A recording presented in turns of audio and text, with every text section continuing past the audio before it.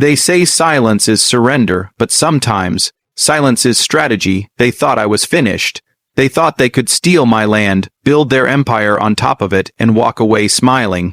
12 commercial buildings. 12 trophies of arrogance. I didn't argue. I didn't beg. I watched every beam go up, every bulldozer move across the soil that my grandfather once tilled with his own hands. They celebrated every milestone like kings. But I was waiting for one thing the moment they'd cut that ribbon, because that's when I would pull out one document, one piece of paper that would make everything they built crumble. They didn't know who they were dealing with. I wasn't just a landowner. I was the man who owned the ground beneath their empire, and when you build lies on stolen earth, the truth will always rise. It started on an ordinary morning, coffee in hand, sitting by my porch overlooking 3 quiet acres of green land. Birds, the smell of oak trees, the same view I'd had since I was a kid. My grandfather's shed still stood in the back, rusted but proud. That land was my inheritance, my history, my peace. Then the letter came. White envelope, HOA logo, notice of development approval. I frowned. Development on my land. When I drove down the gravel path that afternoon, I felt my stomach drop. Heavy machinery everywhere, bulldozers tearing through my trees. Workers in hard hats and a giant metal sign, future site of Oak Ridge Commercial Plaza. I slammed my truck door and yelled, "Hey, who gave you permission to build here? This is private property." A man in a yellow vest turned around, chewing gum, smirking like I was the one trespassing. "Talk to the HOA," he said. "They own this land now." I stood there, frozen. "They what?" He shrugged. "Paperwork's all filed. We just follow orders." I drove straight to the HOA office. The moment I walked in, I could feel the arrogance hanging in the air. Expensive furniture, fake smiles, and there she was, Karen Price, the president. Blonde hair, pearls, and a look that could slice through glass. She didn't even invite me to sit. "Mr. Khan, right. Oh, you must be mistaken. That property is under our jurisdiction now." "Under your jurisdiction?" I said. "Since when?" Karen crossed her arms. "Since the new annexation bylaw. You must have missed the memo. You forged it." I said, "That land's been in my family for 40 years. You have no right." She smiled. "You'll have to take that up with our legal department. In the meantime, I suggest you stay off the construction site. Trespassing is a serious offense." That's when I realized this wasn't a misunderstanding. It was a setup, a perfectly orchestrated land grab. I went home, sat at my desk, and started digging. I pulled every file, every deed, every county record I had. My name was still on the title. Every inch of that land was legally mine. No transfer, no sale, no lien. I went to the sheriff's department. They looked at the papers and sighed. "Sir, this sounds like a civil issue. You'll have to take it to court." Court would take months. By then, the shopping plaza would be complete, so I decided to let them finish. Let them pour their money, their time, their pride into something that was never theirs. Every morning, I'd drive by the site in silence. Watch the steel rise. Watch my soil turn into parking lots. People thought I'd given up, but I wasn't giving up. I was waiting for the right time. That's when I met Maya, a young real estate attorney who believed in justice more than fear. She looked through my documents and said, "If your deed checks out, we can bury them, but don't stop them yet. Let them make it official. Let them announce it to the world." And that's what I did. For 6 months, I watched. I gathered every email, every forgery, every permit with their signatures. The deeper I dug, the uglier it got.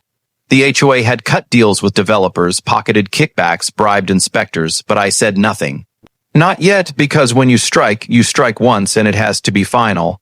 The day finally came, grand opening. The plaza looked like something out of a magazine. Shiny glass fronts, flags waving, reporters setting up cameras. The HOA board stood proudly under a banner. Oak Ridge Plaza, a vision for tomorrow. Karen stepped up to the mic, her smile wide and smug. "Today, we celebrate progress," she said. "This project marks a new era for our community." And that's when I walked in. I didn't shout, I didn't storm. I just walked up to the podium, folder in hand, eyes locked on her.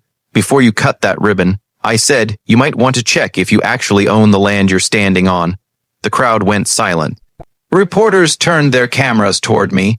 Karen blinked like she'd just seen a ghost. "Excuse me," she said, voice cracking slightly.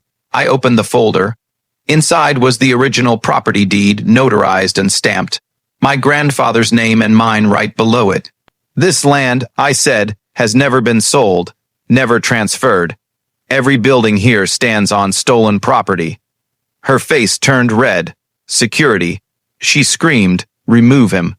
2 security guards started walking toward me, but before they reached, a voice echoed from behind. "Hold it." It was Deputy Carter from the county sheriff's office. Tall, calm, and carrying authority like a badge made of truth. He stepped forward, showing his credentials. "This man's telling the truth. We've verified the records." He turned to the cameras. "The property belongs to Mr. Khan. No legal sale or transfer ever occurred." Karen's jaw dropped. "That's impossible. We have permits." Maya stepped forward beside me, her eyes sharp. "Forged permits. Every single one." Reporters swarmed. Microphones rose. Karen's hands shook as she pointed at me. "You can't do this. You can't just take it back." I stepped closer, voice low but clear. "You built your kingdom on my ground, and now it's over." And then came the sirens. County detectives arrived, flashing badges. They handed Karen a paper, a search warrant. "Ma'am, you're under investigation for fraud, forgery, and unlawful development." She panicked. "No, you can't." Cameras captured everything, her shouting, the officers escorting her away. Reporters were already broadcasting it live. The entire community was watching their queen fall, but I wasn't there for revenge. I was there for justice. As Karen was led into the patrol car, she screamed, "You'll regret this. I'll ruin you." I looked at her through the window. "You already ruined yourself."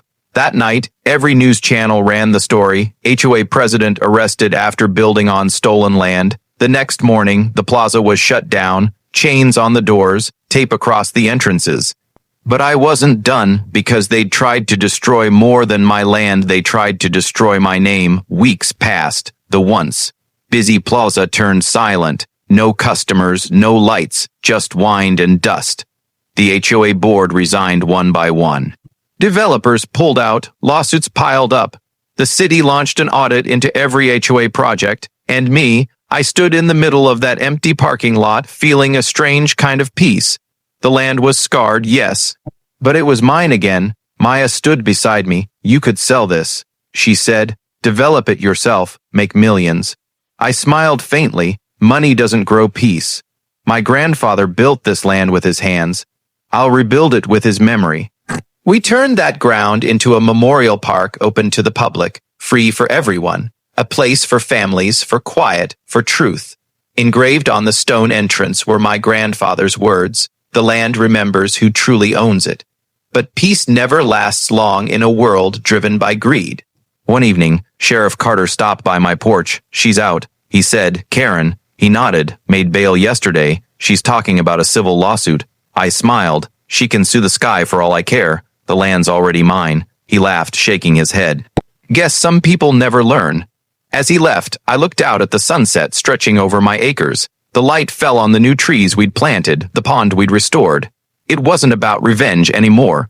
It was about legacy, about proving that truth may bend, but it never breaks. They tried to bury me under lies, but they forgot I own the ground, and when you own the ground, you own the fight, because power doesn't come from titles, money, or positions. It comes from proof, from patience, from knowing when to strike, and when I didn't just take back my land. I took back my name. They built their empire on arrogance. I built mine on silence. They used concrete. I used truth, and when the smoke cleared, only one foundation stood strong.